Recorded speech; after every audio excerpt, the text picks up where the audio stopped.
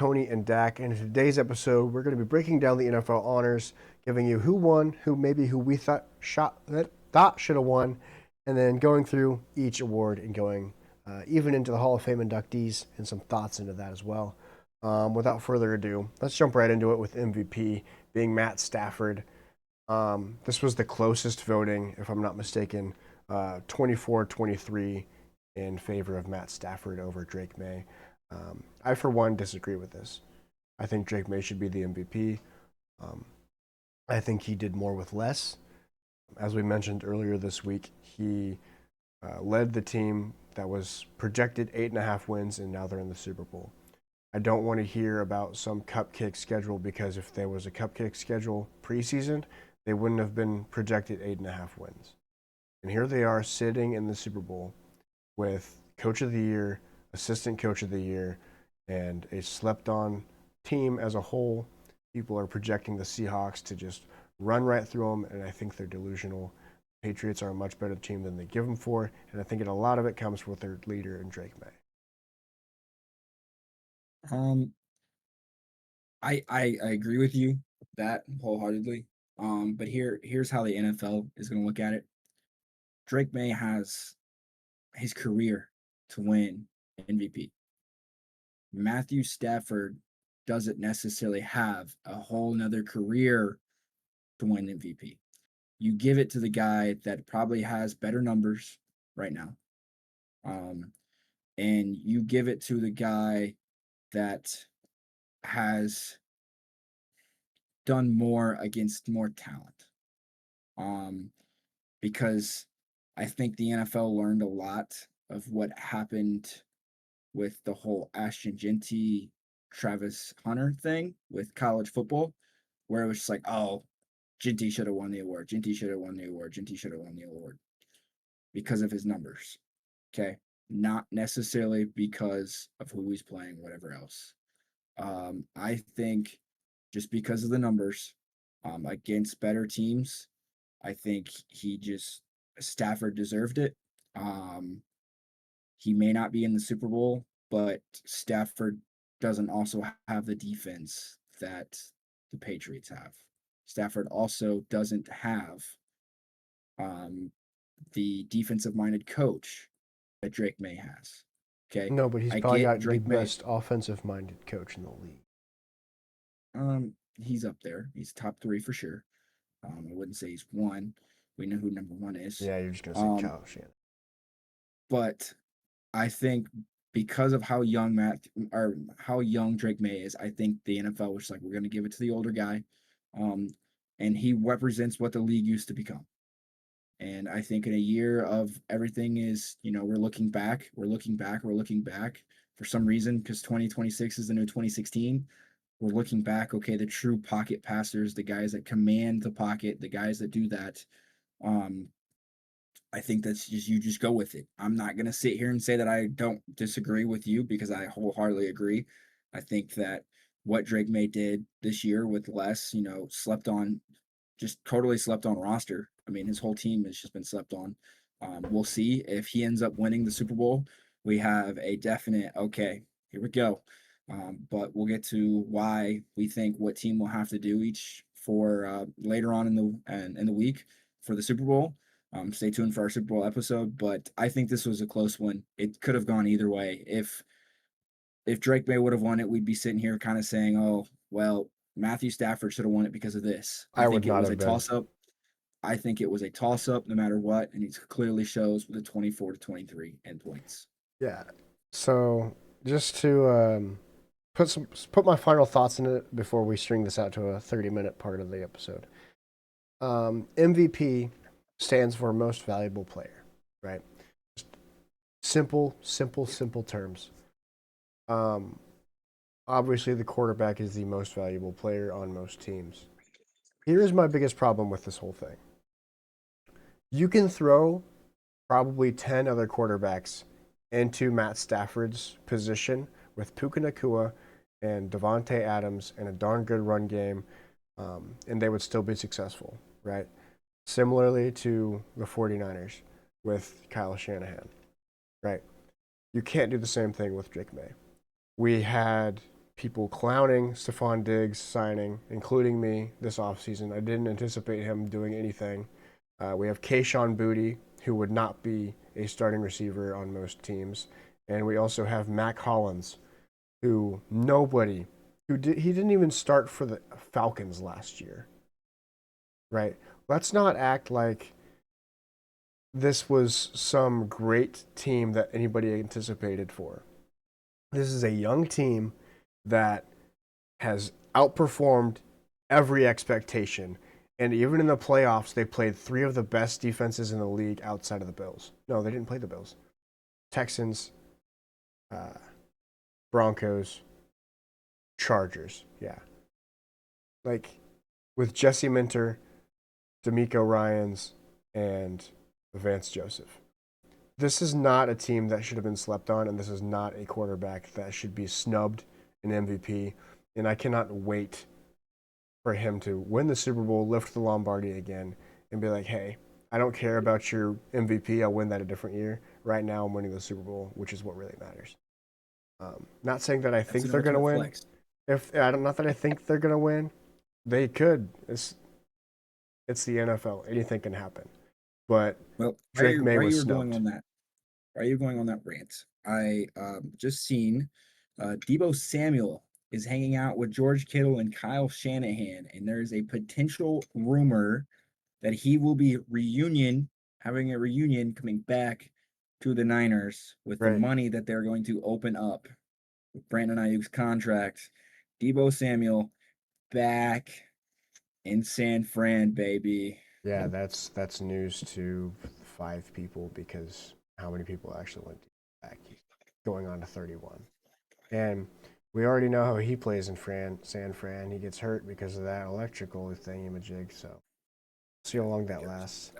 You know Going who to our didn't get hurt? next, Myles Garrett, and he unanimously won Defensive Player of the Year.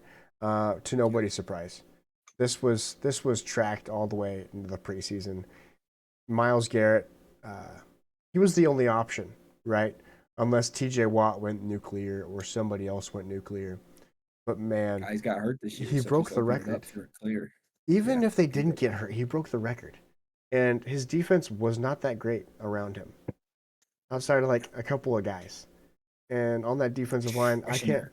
I can't even think of anybody else on that defensive line. Larry Ogunjobi maybe, but I don't even know if he's still there. Right? We're talking about one of the worst offenses in the league too. So he was probably Hey, they got two gassed. Pro Bowlers. Yeah, the Pro They Bowl's got a two Pro joke. Bowlers on that Go watch offense. that Pro Bowl episode because we diss all over the Pro Bowl. It's terrible. But yeah, defensive player of the year makes Pro total Bowl is sense. so Myles Garrett. Pro Bowl is so bad, all right, that Pro Bowls used to be on Sunday nights, prime time. Pro Mm-hmm. Bowl is so bad they throw them on a Tuesday night because no one's gonna watch it. Just saying, they Yeah, lost their spot because it's so bad in prime time.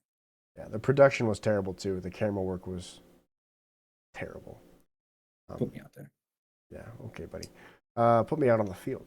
Offensive player of the year was just Jackson Smith and Jigba. That also made sense. He really blew up this year. I listen. CMC had a good season, but Jackson Did Smith and Jigba I, showed out, and he's in the Super Bowl Jason right had a now. crazy year. I think Cooper Cup has really helped Jason become the the version that Jason knew that he could become. I don't think many people thought Jason could become this receiver. I think they thought he'd be good, but I was getting there was more hype around Marvin Harrison coming out than Jason was coming out, Yeah, because and yet Jackson look where Smith was Marvin's a at. second round pick, wasn't he? And Jason, Well, hold on. This is also Jason, a much different team. Marvin is on the Cardinals, and they're a crapshoot of a yes, team right but what now. I'm saying is, but where Jason was at before they had Sam Darnold. You know what I'm saying? Like the Seahawks were kind of in the same boat as the Cardinals. And I think Jason has really proven, hey, like I'm one of the best receivers at Ohio State. Uh, like Oh, he was a first round pick are coming out of Ohio 2020. State. Yeah, I think. Well, they also weren't the same draft. Marvin Harrison was No, 2024. Oh, you're saying Ohio State. Okay, I see. yeah, Um, there was more hype coming out from Marvin than there was Jason. Yeah, and look where Jason's at. I think Cooper Cup helped him in a different way than what you might be referencing because Cooper Cup is now the number 2 and allows JSN to play the number 1. Last year, DK Metcalf was the number 1 and JSN was the number 2. This year, it was clear cut who their roles were, and JSN really popped off with his route running, flexing that a lot, and also just And playmaking I think ability. that's what I mean. That's what Cooper Cup does. Just block. Coop, like Cooper Cup did that, and I'm going to talk later in the week about the Super Bowl when I get in depth of what Jason can do possibly in the Super Bowl. But like Cooper Cup brings that leadership. He's brought that, hey, I've done this. Let me show you this. Let me show you this. And it just allowed Jason to blossom into the receiver that he is. And I think that's a huge shout out to Cooper Cup for what Jason's been able to do because Jason, like, I'm sorry, but if you even put DK at 2, right? Put him at okay. We're gonna move DK to our number 2, and we're put Jason's still not doing what he's doing this year. No, because I DK think Metcalf's not as good of a receiver as people think he is. so. You can just go and go balls. We'll take Cooper Cup's old man self and still have him better than yeah. Or yeah, Vrabel, whatever. Vrabes won Coach of the Year. We knew that was gonna happen.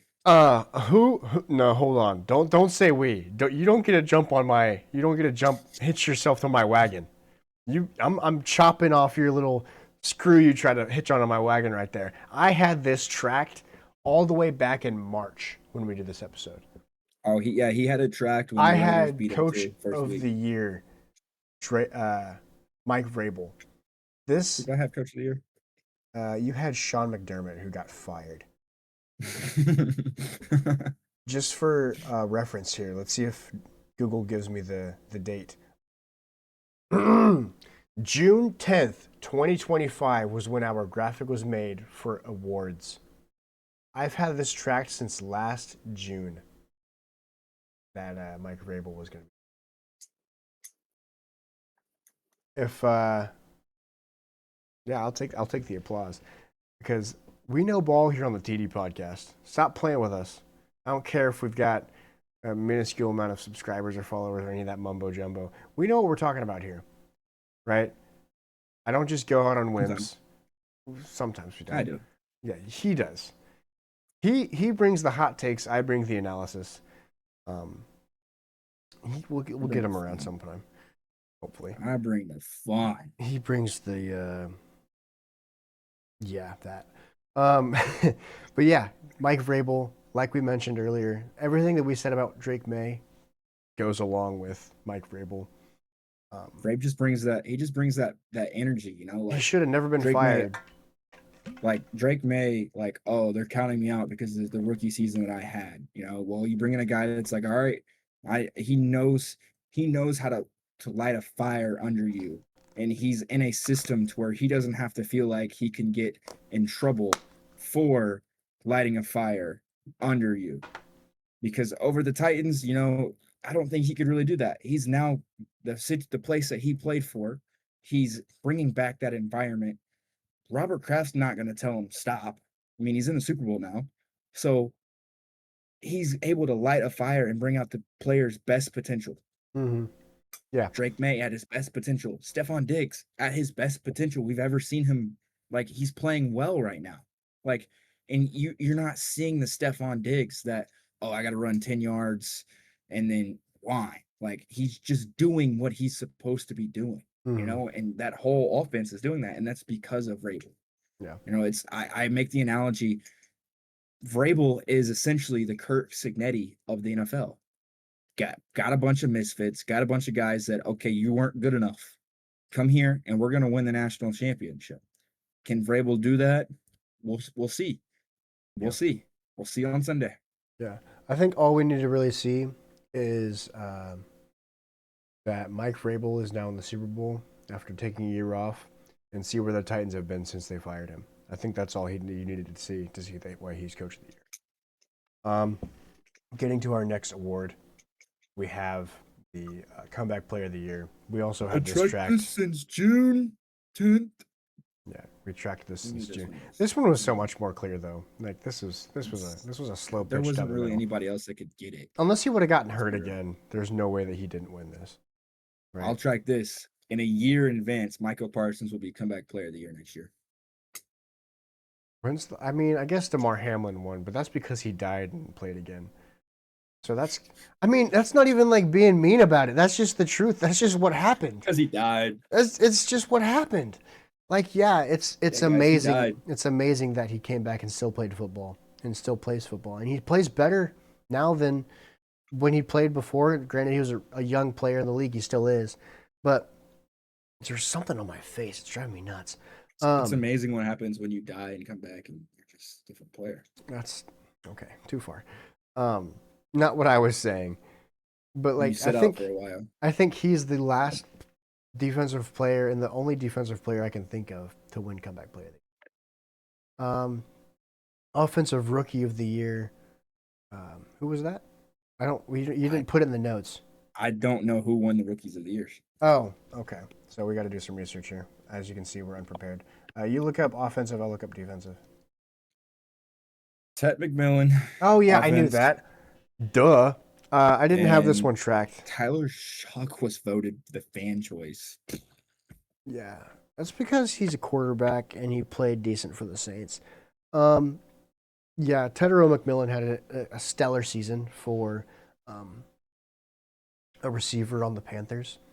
He was the saving grace, and the few times that I watched the Panthers play, Tedero McMillan was making plays, and he looked really good too. So, despite his slender frame, he was very solid, and obviously worthy of the It's gonna make you really mad. year. Why? Because Ashton Genty got no. Yeah, I know. He got no No, votes. no, even more mad Why? from your front office perspective. Why? Because your linebacker that you wanted so bad Yeah, Carson Schwarzenegger. Got defensive rookie of the It year. has nothing to do with my gosh darn front office because he was picked number 1 overall in the second round. So as much as I wanted him, no matter what, we didn't have a chance to take him, and he didn't make sense to take him number 5 or 6, whatever the heck it was. That's just silly. They're not going to trade. I mean, could have got Jackson Dart. Imagine you got Jackson Dart at 6, and then you could have built around him, and you were a year ahead. That'd have been so stupid. That would have been so stupid. We would have been a year ahead. We would not have been a year ahead. Stop. Just talk about what you know, and stop talking about the Raiders. Defensive rookie of the year, Carson Schwarzenegger. Yeah, that obviously after seeing anything, Travis Hunter got hurt, so I won't take that one on the chin. But I will say that was kind of a downside of our picks. Travis Hunter is also being for the comeback player of the year, which should be fun. Protector of the year was Joe Thuney. That's a big surprise considering that Joe Thuney was traded for a 4th-round pick last year in this offseason from the Chiefs to the Bears. Joe Thuney really had a comeback season. They put him back at guard instead of tackle, which obviously is his natural position. He's going to play better. But I think he's like 35 years old. So considering he did that this year, really, really cool to see in this league. Obviously, it kind of helped that Penei Sewell and Tristan Wirfs and a couple of the other guys were either hurt or just had down years. Trent Williams was the only other option, but he also got hurt. Before we get to the Hall of Fame inductees, I'm going to blow my nose again real quick. I'll be right back. Deion Sanders says the only Hall of Famers should be able to vote in the Hall of Fame. I wouldn't want the Grinch Who Stole Christmas voting on a beauty pageant. They're messing it up consistently. I just don't understand the process sometimes. He's not wrong. As we get into these Hall of Fame inductee thoughts, Bill Belichick is not on this list, and it's just absolutely insane to me. There was a few other old guys that were up for other older, I guess, that had some questions of why they didn't get in. But Larry Fitzgerald easily, that's there's no brainers. Drew Brees, first ballot. Not necessarily surprising to me, but like surprising that he still got in first ballot. I think there would have been some questions. I know he's a Super Bowl winning quarterback, but they're like, I feel like there's some haters out there that would have said, "Nah, Drew Brees should have waited." It's Adam because he played a Vinatieri, really long time and lost his arm. Adam Vinatieri, probably one of the best kickers of all time, maybe the best kicker of all time. I think he's still the points leader all time in NFL history. Probably. Um, Luke Kuechly, he only played 8 years, but goodness gracious, those 8 years were insane. That's another one I was like, first ballot Luke Kuechly. But when you hear the Hmm. stories, like we were too young to know anything about Luke Kuechly. Like That the stories. that's a crazy the crazy like I've watched this where he programmed one of these, like this is how smart he is. He programmed one of these to be able to swipe through film, and he programmed what buttons to click to which play that he liked, which play he needed to look at later, and like the controller programmed everything for his film. He did it himself. Like And that's just let's insane also to me. not forget the reason he retired was for his health. It's not like he lost Yeah. it. It's just because he didn't want to be a potato when he retired. And totally understand it and respect it. But also, fun fact for you, him and Greg Olson, the tight end from the Panthers as well, they They coach, coach a team together. yeah, they coach a high school team together. I think it's high school. Yeah. And they're like Middle school. super, super Middle good, school. which is really cool. Yeah, But middle yeah, school together. for the Hall of Fame inductees, I don't really have any Roger thoughts. Craig was the other. Yeah, I don't. I was too young to really know how these guys played. Didn't watch football the way I do now, or understand the game. The Fitz one thing I will has less say, drops I than will people not. know. No, that's a lie. That is not true. That's a fake stat, and I will never understand it. Larry Fitz, sure, Hall of Famer, but he did not have less drops than tackles. That is just the dumbest stat I've ever heard in my entire life, and I will never stand for it. It's so stupid. Impossible. It is impossible. If I had the time to take, if somebody paid me to go through his film and watch all of his targets, I would. And I guarantee you he would have more drops than tackles. That's stupid. It's the NFL. Said I said than people on the Oh, well, no, I'm talking about the stat that everybody says. he has more tackles than drops. Yeah, Yeah, it's stupid. I don't know. That's Fake. difficult. Theo Ash also broke that down a couple of years ago because he also agrees that it's stupid. Anyways, that's our episode. It's shorter, sweeter, quicker to the point. Just quick, some little analysis and breakdowns of what we expected and how we did in terms of our predictions. Um, Going over the scorecard, it would be 3 for 7 for me and 2 for 7 for Dak. But yeah, hope you guys enjoyed this little breakdown. Maybe you guys learned something you didn't know already know. Why you come here to watch this podcast. If you guys enjoyed, like, subscribe, comment, follow, not comment, subscribe, all that fun stuff. Follow us on all the things down there. We post YouTube shorts, TikToks, all that fun stuff. We also try to keep you up to date with the news when we're able to. I might post something about Max Crosby and the possibility of him being traded, but he was on a podcast today and said it's all kind of garbage. So Max Crosby is probably still going to be sitting silver and black next year. Anyways, hope you guys enjoyed. We'll see you guys in the next episode. Super Bowl. See you then.